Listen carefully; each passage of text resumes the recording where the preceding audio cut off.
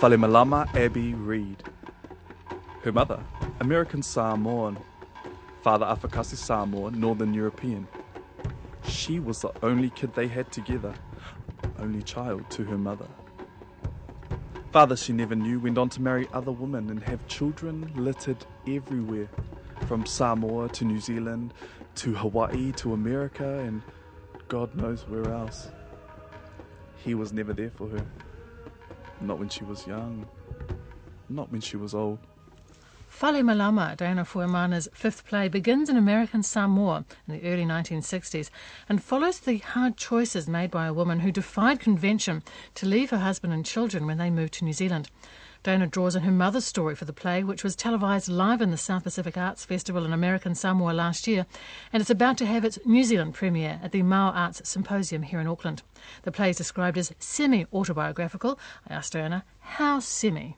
It's stories told to me from my parents, from when I was a really young girl, right up until both of them had passed away. So it's a reenactment and also with my perspective of their story and placing it in a sequence that was going to make it a show. It's lovely, actually, that they shared those stories with you. Yeah, I mean, I'm the youngest of 8 children.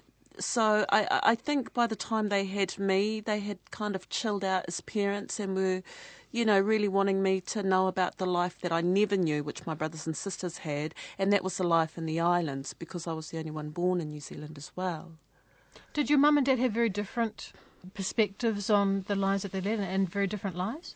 Yeah, they did have different perspectives. My mum would tell me one story and my dad would tell me another.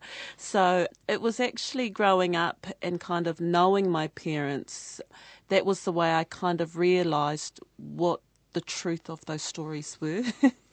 So in terms of the play, what story do you tell? It's my mother's story. It's Falemalama's story. It's her journey and where she was born and the journey she took as a young woman that led her here to New Zealand. Did she want to come or did she have to come? Because there are different reasons for making that kind of journey. Well, at the time, my father and my brothers and sisters had already moved to New Zealand from Niue, so she was estranged to them at that time, living in American Samoa. So it was kind of like a long-distance break-up, make-up, where my dad asked her to come back to the family in New Zealand, and so that's how she ended up coming back to New Zealand. But there's lots of story as to why my mother was estranged from her husband and her children, and she had a lot going on in her own life. She had, lots of children quite young, so that's the story that I'm telling by telling my mum's story. It's just really about honouring her life and celebrating all its eccentricities.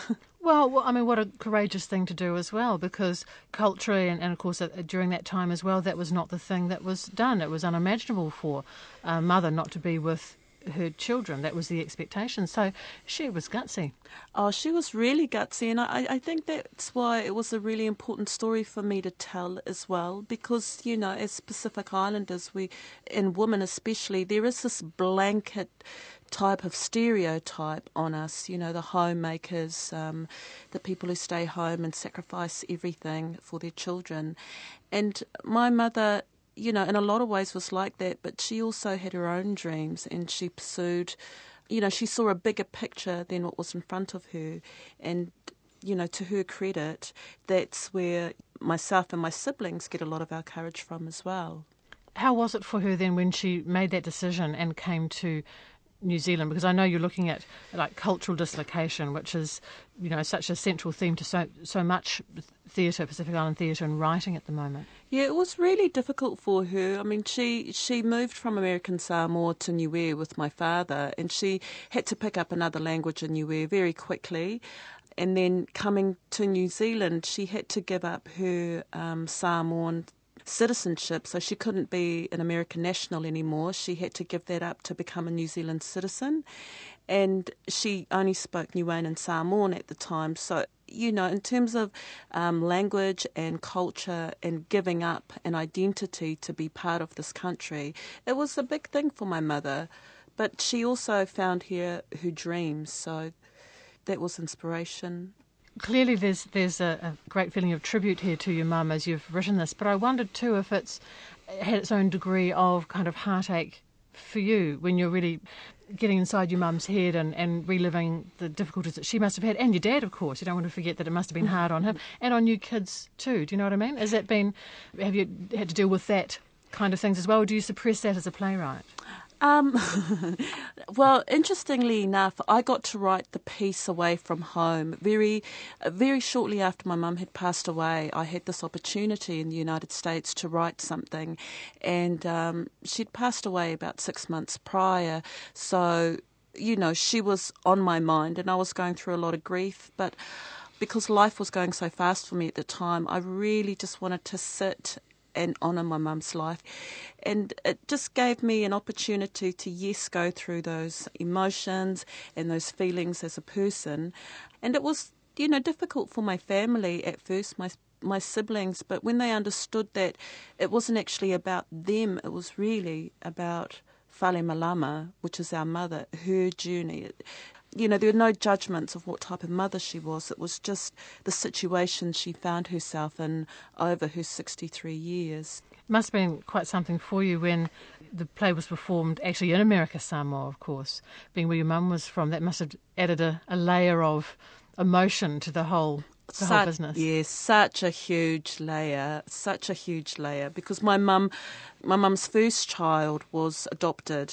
For many years he was lost to her and lost to us, and only about 2 years before she passed away, she had found him, and he was still in American Samoa, in the village of Utalei.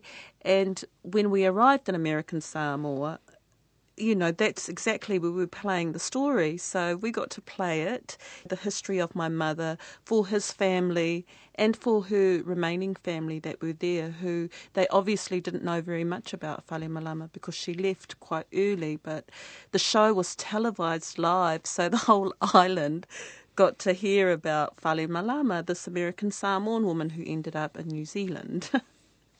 Ali, let me bring you in here. Who are you playing?